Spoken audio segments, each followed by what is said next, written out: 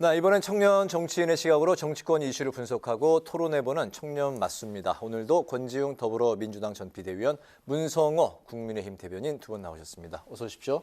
안녕하세요. 반갑습니다. 네. 요즘에 여야가 MZ 세대 마음을 잡기 위해서 발벗고 나섰는데요. MZ 노조를 서로 모셔가려고 경쟁을 벌이는가 하면 저출생 입법과 대책들도 쏟아내고 있습니다. 과연 청년 민심을 제대로 조준하고 있는 건지에 관련해서 먼저 첫 번째 이슈로 이야기를 나눠보겠습니다. 먼저 문성호 대변인께 여쭤보겠습니다. 요즘에 1,000원 아침밥이 여러 좀 이슈가 되고 있고, 네. 예, 인기인데.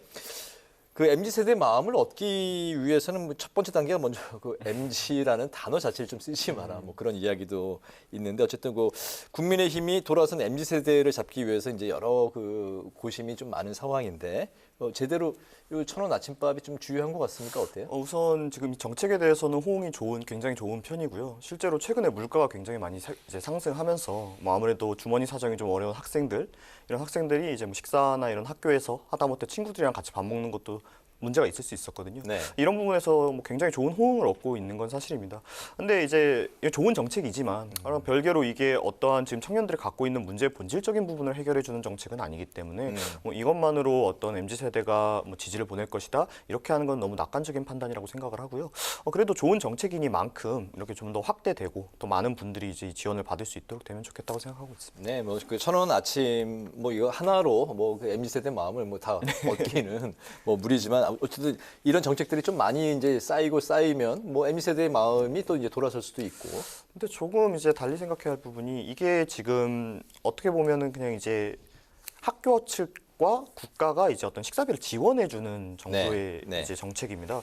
그런데 이런 정책들이 꾸준히 이제 관리 감독이 들어가지 않으면 결국 이제 업체 측에서 기존에라면은 이제 만약에 예를 들면 식사에 대한 질이 떨어진다거나 하면 학생들이 사 먹지 않으니까 여기에 신경을 쓰겠지만 보조금으로 운영이 되다 보면은 좀 이런 거에 소홀해지는 경우도 많이 있어요. 네. 그렇기 때문에 이게 단순히 어떤 퍼포먼스적으로 지금 막 잘 되고 있으니까 한다가 아니라 꾸준한 어떤 관리 감독 이런 것까지 정책적으로 좀 이어져야 진짜 효과가 있는 정책이라고 말씀드립니다. 알겠습니다. 여당에서는 이제 150만 명까지 이제 목표로 하고 있는 그런 상황인데 민주당이 오랜만에 여당에서 하는 일을 이제 발목 잡지 않고 화답을 했습니다. 예산을 늘려서 더 확대하자 이런 이야기를 했는데요. 1,000원의 아침밥이 여야의 오랜만에 좀 협치의 모습을 보여주는 게 아닌가 그런 인상도 받았어요. 이 사안으로 협치가 시작된다는 것 자체가 되려 슬픈 일이긴 한데. 아, 슬픕니까? 어쨌건 필요한 일이기 때문에 당연히 호응하는 거라고 생각하고요. 민주당에서도 이 같은 것을 이미 동의하고 있었기 때문에 게다가 조금 더 해서는 아침 학식이라고 하는 게 시간이 좀 짧게 설정돼 있는 경우가 많습니다. 좀 몇 시부터 몇 시까지인가요? 제가 정확하게는 모르겠는데 7시부터 9시라든지 이런 시간 제한이 있을 텐데 그것을 좀 더 늘리자는 안까지도 민주당에서는 이야기를 하고 있고요. 네. 근데 다만 조금 이야기 드리고 싶은 것은 이게 대학마다 사정이 달라서 그렇죠. 이렇게 국가의 어느 정도 지원만 있어도 1,000원 학식을 만들 수 있는 데가 있는가 하면 대학마다 사정이 다른 건 다르다는 건 대학의 이제 재정 상태가 다르다는 그 말씀인 거예요. 재정 상태이기도 하고 학생 수이기도 하고 학교 식당의 위치라든지 이런 네. 거에 따라서 되려 이제 학교 식당을 폐쇄하는 대학도 있습니다. 그러니까 재정 여건이 워낙 안 좋고 네네. 거기 이용하기가 어려워서 네. 그렇게 될 경우 이 정책이라고 하는 게 되려 대학 내 양극화를 더 키우는 것이기도 하고 네. 그리고 이 정책은 어쨌건 대학생들을 중심으로 한 정책이 되는 거지 않습니까? 그래서 이것만으로 이 어떤 젊은 시민들의 문제를 다룬다는 인상을 주는 건 되려 안 좋을 것 같고요.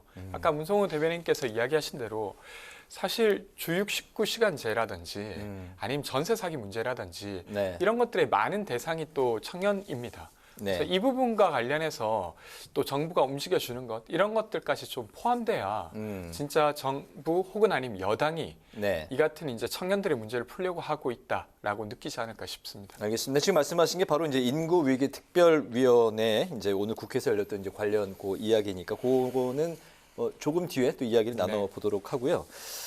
윤석열 대통령이 며칠 전에 있었던 저출산 고령위 회의를 직접 이제 주재를 했습니다. 오늘 한국갤럽의 대통령 지지율이 30%포인트로 떨어졌습니다. 전주보다 이제 4%포인트. 조금 더 떨어지면 다시 이제 20% 진입인데 어쨌든 그런 상황에서 MZ 세대가 정말 중요하다고 많이 느끼고 계신 것 같아요. 두 자녀도 다자녀고 신혼집 돌봄 서비스 또 난임 휴가를 늘리겠다 이런 그 이야기들이 이제 나왔는데 이제 국가가 이제 그 아이도 책임을 지겠다 대통령이 이렇게 약속을 한 거죠. 네. 근데 이제 이런 부분이 이제 저도 이제 정책적인 부분에 대해서 좀 이렇게 세밀하게 좀 살펴봤는데 네. 물론 확대돼야 되는 부분들이고 더 추가적인 지원이 필요한 부분들이 맞습니다. 진행되어야 되는 정책들이고요. 하지만 지금 대한민국 저출산 문제가 어제 오늘의 일이 아닙니다. 굉장히 오랜 시간 전부터 꾸준히 문제 제기가 되어 왔고 꾸준히 그것에 대해서 우리가 어떤 제대로 된 해법을 내놓지 못하고 있었어요.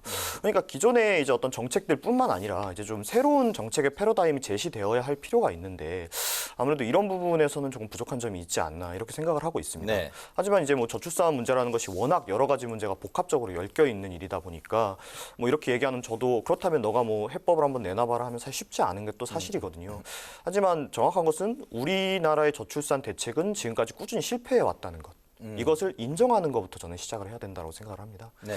그렇기 때문에 좀 기존과는 달리 좀 다른 분야 쪽에서의 의견을 좀 들어야 되지 않을까 이렇게 말씀드리고 싶습니다. 그렇군요. 저출산 대책 고령위 회의에서 이제 나왔던 이야기인데 어쨌든 그 한쪽에서는 69시간제, 한쪽에서는 또 뭐 출산을 장려하고 관련 뭐 대책 이야기들이 나오고 있는데 69시간제 출산 장려는 사실 좀 약간 서로 엇박자의 이야기로 들릴 수도 있을 것 같습니다. 어떻게 보세요?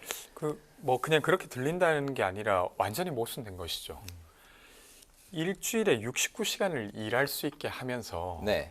물론 이제 아이를 극단적인 낳을 수- 상황까지 네. 감안한 69시간제이긴 합니다만. 근데 어쨌건 윤석열 정부의 입장은 주 40시간 플러스 12, 즉 52시간제가 적절하지 않다는 주장이잖아요. 네. 그러니까 더 일할 수 있게 만들어야 된다. 사업자 입장에선 그것이 필요하기 때문에 라고 주장하고 있기 때문에 그것이 이제 출생률 장려라는 것과는 상반된 모순된 것이 분명하고요.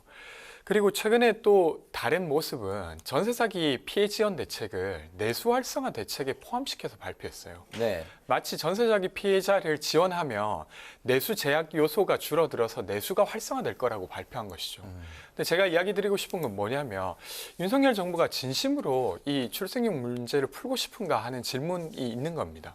그러니까 주 69시간제도 엄청 오랫동안 논란을 하다가 오늘에서야 당정대 그 어떤 회의를 마치고 네. 6천 명에게 물어서 이걸 좀 전면 재검토하겠다라고 발표했잖아요. 사실 훨씬 전부터 그런 발표를 했었어야 되는데 끝까지 미루다가 이제까지 온 것이고 전세 사기 대책은 되려 내수 활성화 대책으로 되게 어떤 포장하고 있고 이런 것들을 봤을 때 진정성을 느끼긴 좀 어렵다고 생각되고요.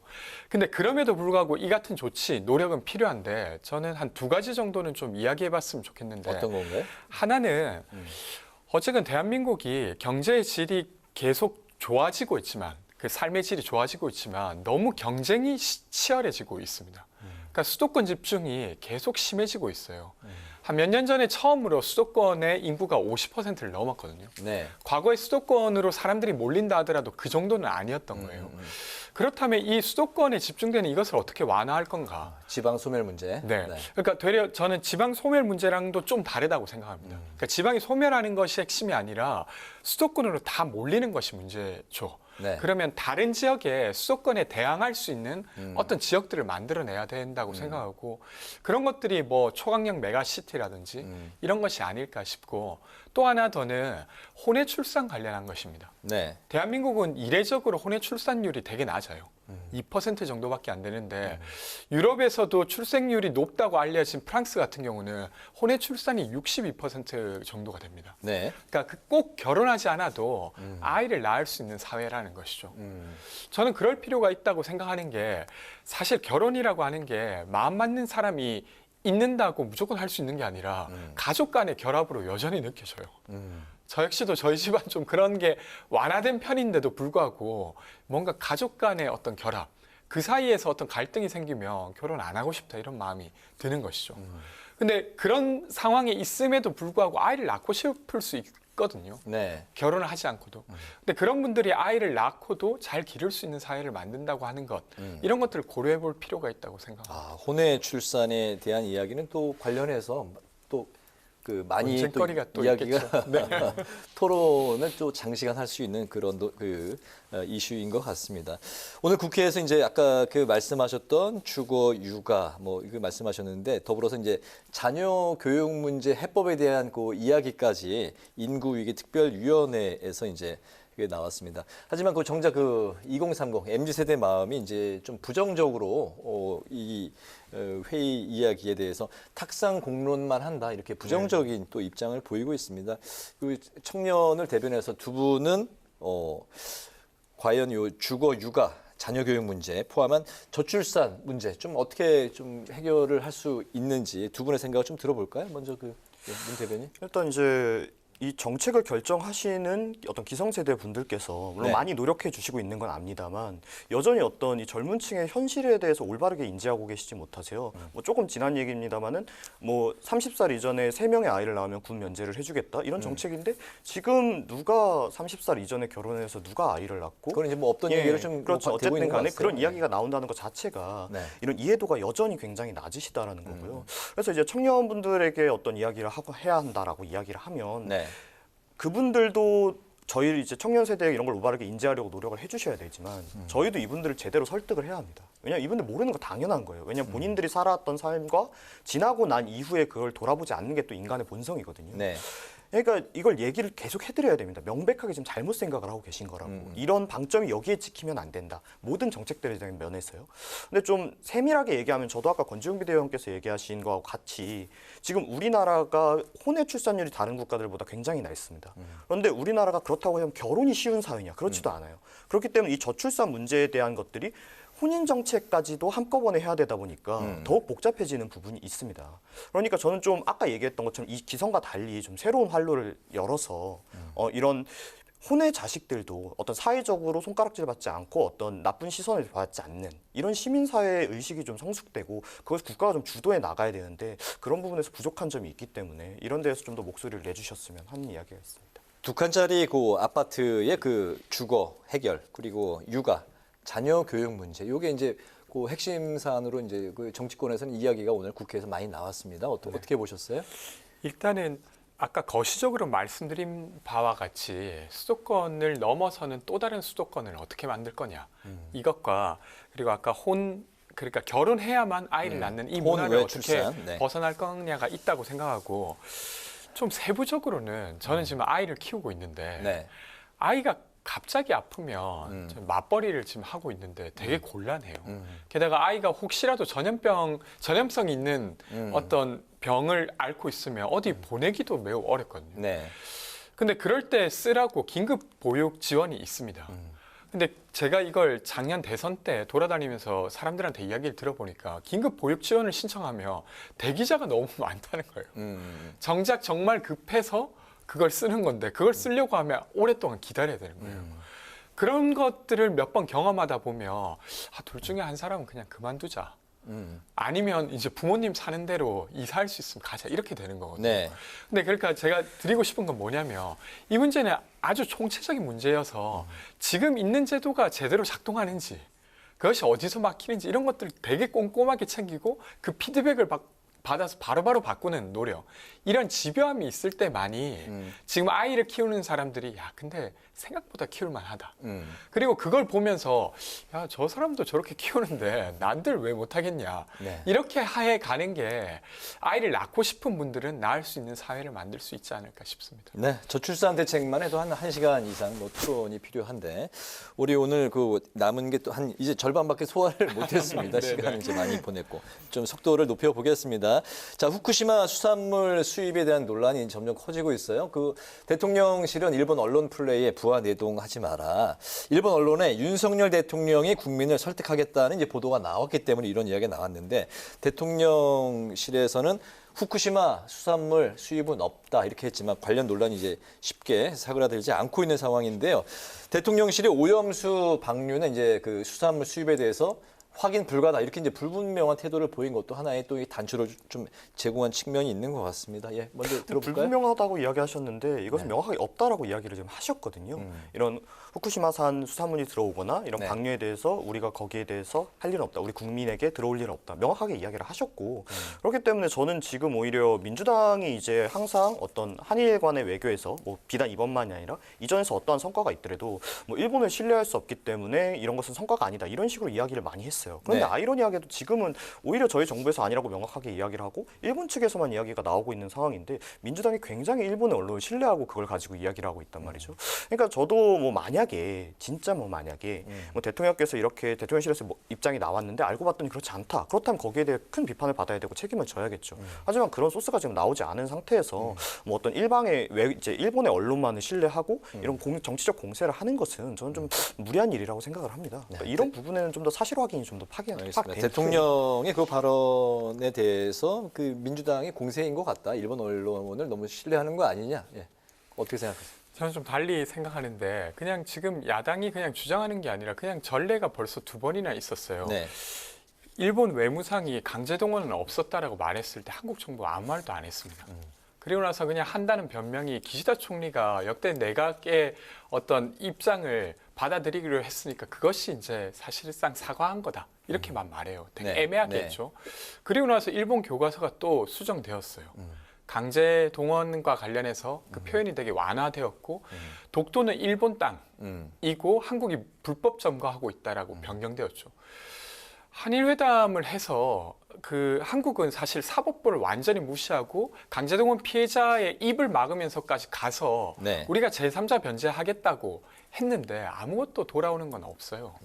되려 뒤통수만 맞고 있는 상황이고 후쿠시마 방류 관련해서도 지금은 수산물 수입은 없다라고 말하지만 방류 자체에 대한 입장은 아직 말하고 있지 않습니다. 사실은 방류 자체가 문제죠. 왜냐하면 수산물만의 문제가 아니라 그 물이 그 오염수가 이미 바다로 들어가고 나면 이건 되돌릴 수 없는 일입니다. 근데 여기에 대해서 자국의 문제일 뿐만 아니라 자국 수산물 시장의 문제일 뿐만 아니라 그러니까 자국에 영향을 줄 수밖에 없는 태평양 연안에 대한 어떤 문제를 이처럼 한국이 되게 소극적으로 한다는 것 자체가 저는 말이 안 된다고 생각해요. 그래서 저는 여러모로 보나 지금 윤석열 대통령이 한국의 이익을 전혀 대변하지 못하고 있다고 생각합니다. 네, 네, 알겠습니다.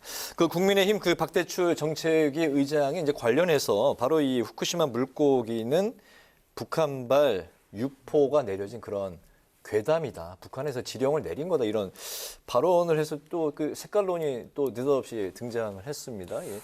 뭐 실제로 이번에 이제 뭐 민주총 뭐 간첩단 사건이라든지 뭐 시민단체에서 이런 뭐 북한의 지령을 받고 활동했던 내역들이라든지 이런 것이 나오면서 뭐 이전에 저만 해도 진짜 뭐 한 중학교 고등학교 때 우리나라에 간첩 어디 있어 이런 생각했는데 네. 뭐 이러한 것이 실제로는 여전히 암약하고 있었던 것이 밝혀졌기 때문에 목소리는 나올 수 있다라고 생각을 합니다. 근데 다만 이게 그렇다고 해서 어떤 이런 비판의 목소리를 내는 전체가 뭐 북한의 지령을 받고 행동을 한다 이런 식으로 이야기를 하는 것은 뭐 굉장히 위험한 발언이기 때문에 아마 그런 뜻으로 하신 건 아닐 거라고 저는 생각하고 있습니다. 네.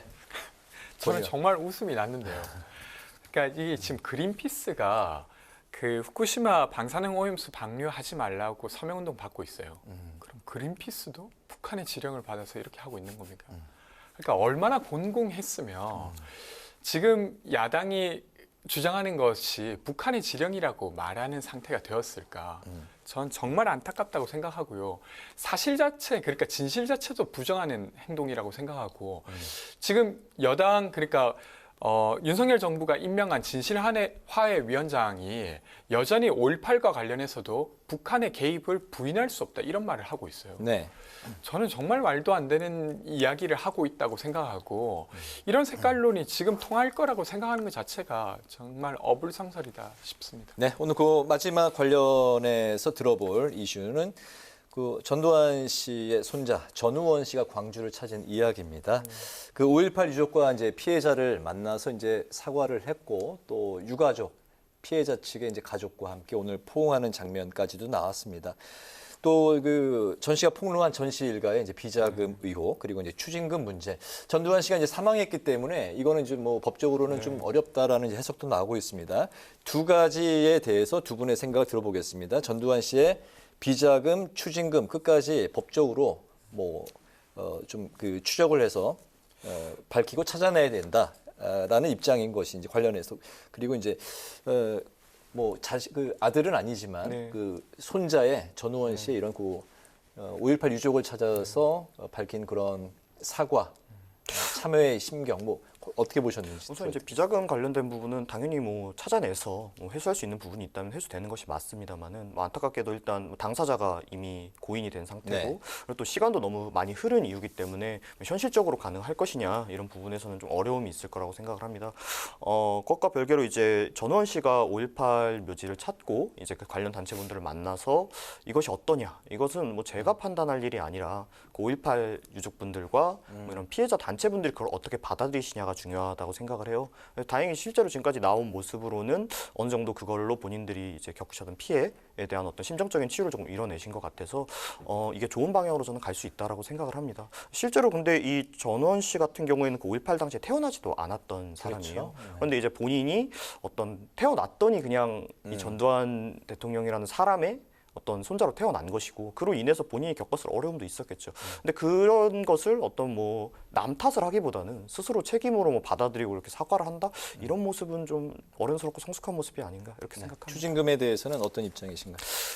찾을 수 있다면 정말 좋을 텐데 이게 지금 현실적으로 그것이 가능할 것이냐 이게 뭐 이제 너무 오랜 시간이고 뭐 예전에 전산화도 안 됐을 네. 때 시절에 있었던 일들이고 하기 때문에 현실적으로는 좀 어려운 부분이 있지 않을까 이렇게 네. 생각하고 있습니다. 네.